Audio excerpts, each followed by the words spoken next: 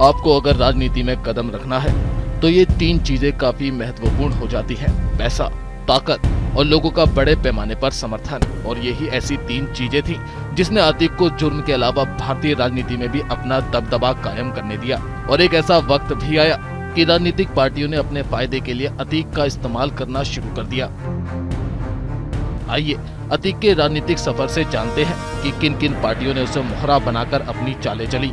आप जानकर हैरान रह जाएंगे, लेकिन अतीक का सपा, बसपा, अपना दल से लेकर कांग्रेस और कुछ हद तक भाजपा ने भी खूब राजनीतिक फायदा उठाया है। माफिया अतीक अहमद लगातार 5 बार इलाहाबाद पश्चिम से विधायक रहा। पहले 3 बार उसने बतौर निर्दलीय चुनाव लड़ा और जीता भी। और फिर समाजवादी पार्टी की अतीक पर नजर पड़ी। अतीक ने मुलायम सिंह की पैसों से लेकर मसल पावर और हर उस चीज से मदद की जिससे मुलायम सिंह और भी मजबूत होते चले गए। आपको बीएसपी सुप्रीमो मायावती के साथ गेस्ट हाउस कांड तो याद ही होगा, जब सपा बसपा गठबंधन टूटने के बाद 2 जून 1995 में बसपा सुप्रीमो मायावती पर लखनऊ के मीराबाई स्टेट गेस्ट हाउस में कुछ लोगों ने हमला कर दिया था। इस कांड के मुख्य आरोपियों में एक अतीक अहमद भी था। इसी के बाद मुलायम सिंह यादव को समाजवादी पार्टी के लिए अतीक अहमद काफी महत्वपूर्ण लगने लगा। और यही वो समय था जब मुलायम सिंह ने पहली बार अतीक अहमद के सिर पर हाथ रखा और उसे टिकट दे दिया। जिसके बाद 1996 में अतीक ने पहली बार किसी पार्टी के बैनर तले चुनाव लड़ा। इस समय तक अतीक को अपने कद का एहसास हो चुका था और प्रयागराज में उसकी तोती बोला करती थी। विधायक बनने के बाद अब वो सांसद बनना चाहता था। उसने सपा से लोकसभा चुनाव के लिए टिकट की मांग की, लेकिन उसका पार्टी से मनमुटाव हो गया। जिसके बाद अतीक ने 1999 में सपा का साथ छोड़ सोने लाल पटेल की पार्टी अपना दल को ज्वाइन करना बेहतर समझा। उसे प्रतापगढ़ से टिकट दिया गया, लेकिन वह चुनाव हार गया। लेकिन अतीक को खुश करने के लिए अपना दल ने उसे यूपी का अध्यक्ष बना दिया। लेकिन 2002 में पार्टी ने उसे फिर टिकट दिया, लेकिन इस बार वह चुनाव जीत गया और समय के साथ अतीक की पूर्वांचल में होल्ड बढ़ती गई। तो वही मुलायम सिंह यादव भी पूर्वांचल के मुसलमानों में अपनी पकड़ मजबूत करना चाहते थे, इसलिए उन्होंने अतीक की सपा में वापसी करवाई और उसे 2004 के लोकसभा चुनाव के लिए फूलपुर संसदीय क्षेत्र से टिकट दे दिया गया, जहां से हिंदुस्तान के पहले प्रधानमंत्री ने भी चुनाव लड़ा था।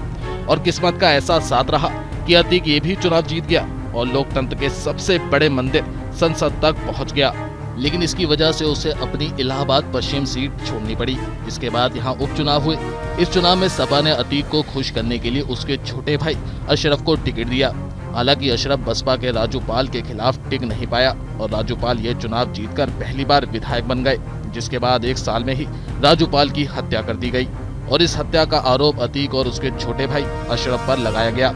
ऐसा माना जाता है कि योगी महाराज के उत्तर प्रदेश में सत्ता में आने के बाद से ही अतीक की मिट्टी पलीत हुई है। लेकिन मई 2007 में मायावती जैसे ही सत्ता में लौटकर आई, उन्हें अपने साथ हुआ गेस्ट हाउस कांड याद आ गया।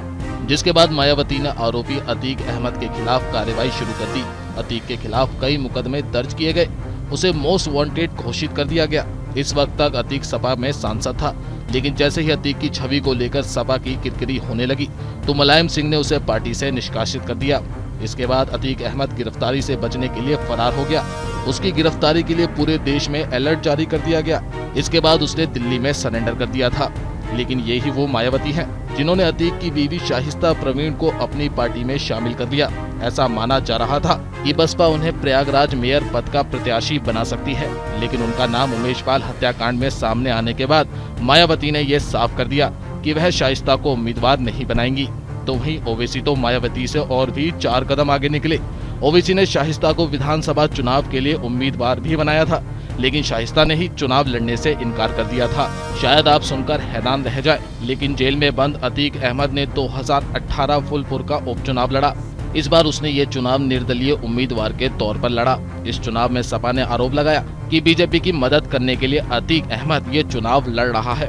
इस चुनाव में अतीक के लिए उसकी पत्नी शाहिस्ता प्रवीण और उसके बेटे ने खूब प्रचार भी किया था। हालांकि अतीक अहमद बीजेपी प्रत्याशी कौशलेंद्र सिंह पटेल से ये चुनाव हार गया। उसे इस चुनाव में महज 15,855 वोट ही मिले थे। कभी प्रयागराज में खौफ का दूसरा नाम रहा अतीक अहमद। जब सांसद बन बैठा था तब उसने यूपीए सरकार की भी मदद की थी। ये तो आपको पता ही होगा कि कांग्रेस यूपीए गठबंधन की सबसे बड़ी पार्टी थी और डॉक्टर मनमोहन सिंह की सरकार उस वक्त गिरने की कगार पर थी। लेकिन अतीक ने मनमोहन सिंह की सरकार को बचाने के लिए वोट दिया था। उस समय 6 आपराधिक नेताओं को केवल 48 घंटों में अलग अलग जेलों से छोड़ दिया गया था। यूपीए सरकार को बचाने में इन 6 सांसदों के वोट ने ही अहम भूमिका निभाई थी, जिसमें अतीक अहमद भी शामिल था। Bureau report, news India digital.